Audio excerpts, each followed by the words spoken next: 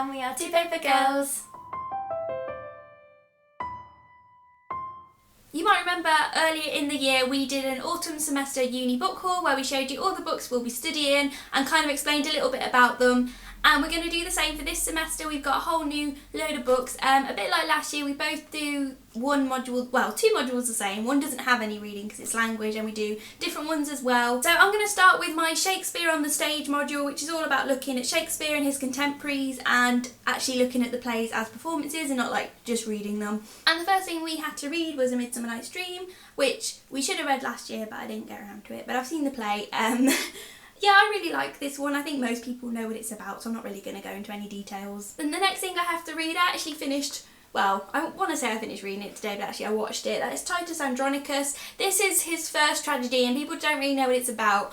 Basically, if you love blood and gore, you should read this because it's just full of this guy Titus and everything that could possibly go wrong in his family life does. It's quite entertaining, it's pretty short, but oh, it's horrible. The next one is The Knight of the Burning Pestle by Francis Beaumont. Haven't ever heard of this. This is one of the contemporaries. It kind of introduces you to some new authors as well. It's really little and cute, and it's about a knight, so I'm quite looking forward to this one. And the next one is Twelfth Night by William Shakespeare. I've studied this quite a few times. I did it at A-level and also like year 9 before GCSE. It's entertaining, it's fun. I think we're going to look at this in terms of like costume and how there was all male cast back in Shakespeare's time, because this has a lot of like gender bending and like it would have been a man playing a woman who's playing a man, so it's quite weird for that reason. Next one is The Duchess of Malfi by John Webster. I actually saw this performed last term. I didn't know that we'd be studying it though, but they did email us like, you should all go see this, so I thought maybe a little hint.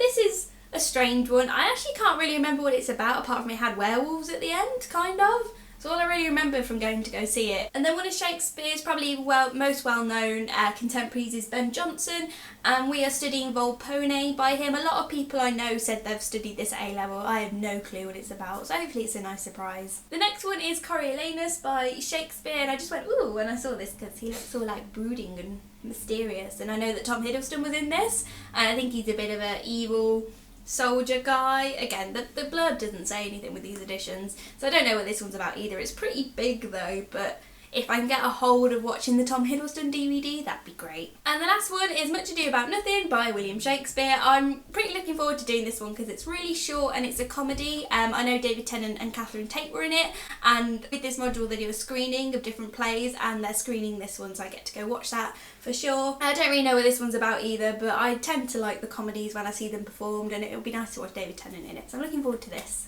And I'm done. Oh, it talks!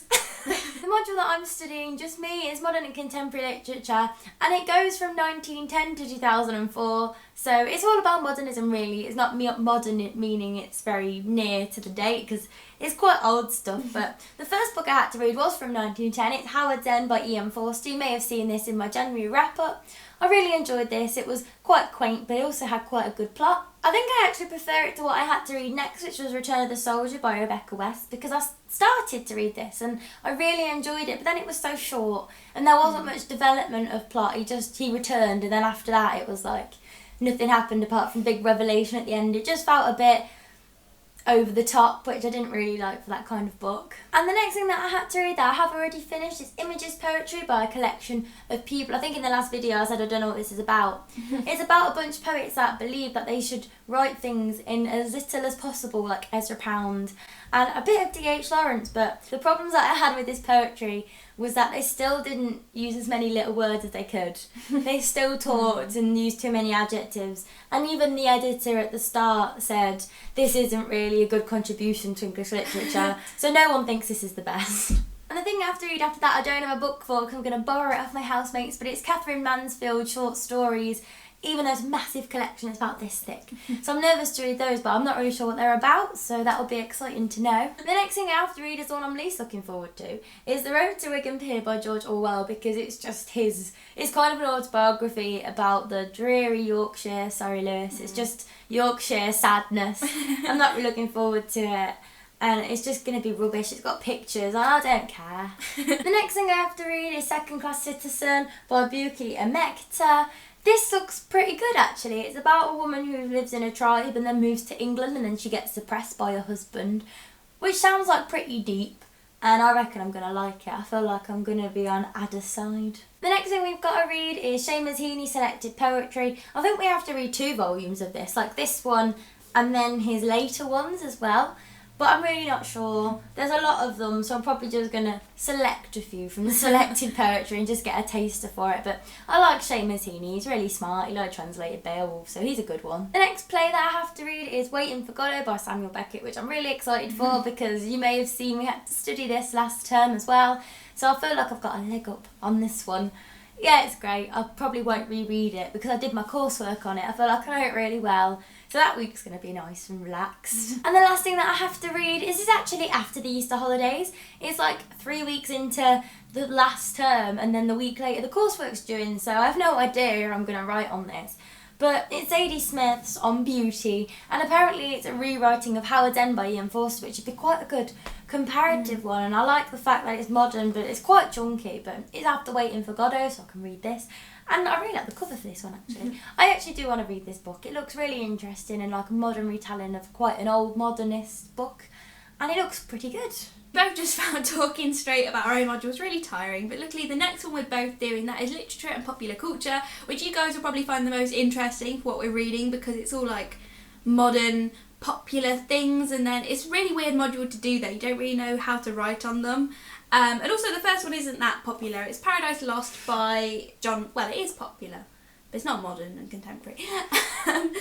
Paradise Lost by John Milton. We both had this in our January wrap-up, so you can go there to see our thoughts about it. This is a really well-known, famous poem, and we basically looked at it because it's so well-known, it kind of crops up in actual modern stuff, like people's songs and poetry and stuff.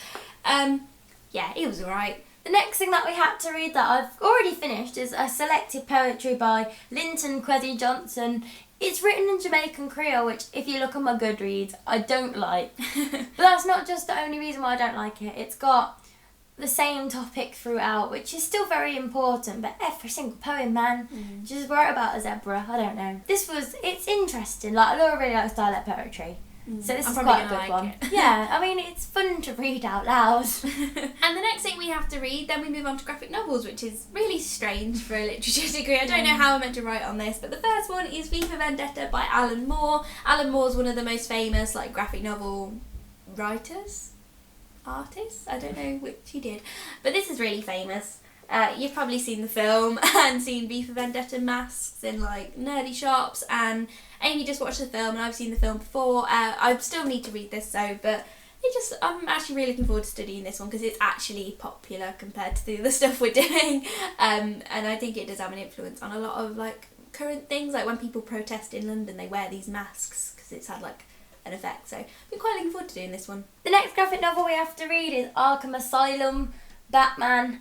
Don't know much about this, by Grandin Dave. I don't know the second names. It's really pretty, and I'm not a big fan of DC. I was really set against Marvel, but then I was forced to watch the few Marvel films. I'm like, oh, this is exciting. But I'm still not a big fan of DC. The Joker's good and everything, but Batman's just oh, Batman. I don't like it. But this is pretty, and I guess you can look past everything else and just appreciate it for the story and the pretty graphic novel. And then the last graphic novel we have to read for this module is The Tale of Bryn and Bent.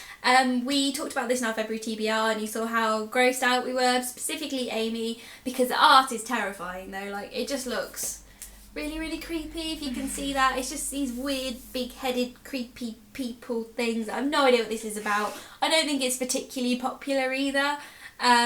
So I don't really know what it has to do with anything, but maybe it's popular. Maybe you guys have heard of it, but I've never heard of this at all, seen it anywhere.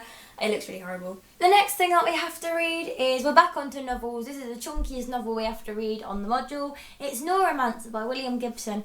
Please let us know your thoughts and feelings if you've ever heard of this, or possibly if you've read it, because I do enjoy lit and pop culture. I thought this module was going to be really interesting, and so far I haven't read a single thing that's popular. Popular to who? Man, who? I've never heard of this. It looks Matrixy though, probably influenced by the Matrix, which I don't like either. So hopefully this is better than it looks. And the next book we have to read is actually quite a popular one, and that is A Clockwork Orange by Anthony Burgess. This is something I've heard about loads. I feel like it's one of those books that everyone's read apart from me. It feels like it's that kind of cool modern thing that hip young people like to read and be like, wow, it changed my life. I don't really know what it's about. I think it's really like brutal. It's like a gang and there's this main guy and he likes to like torture things, and I don't really know, but it sounds interesting. This one's actually popular and one I wanted to read for a while, so I'm looking forward to this one. And the last thing on the module is one of the best ones. Cheeky buggers have put it last, so less people write on it, even though it's the most popular book. Hunger Games by Suzanne Collins. We only have to read the first one and watch the first one. Probably get into reading the entire series again, because Catching Fire is actually my favourite out of the three. This is brilliant. So excited to study this. I want to know what they say about it as literature. It's going to be really interesting. That's it for our huge uni book haul. We didn't think it was going to be very long, but we're reading a lot of stuff this term. That's a surprise. So yeah, we're going to race ahead and try and get all these things done. Let us know down below if you have read any of these and what your thoughts are on them. And we'll see you on the next video. Bye. Bloody hell. That was a surprise.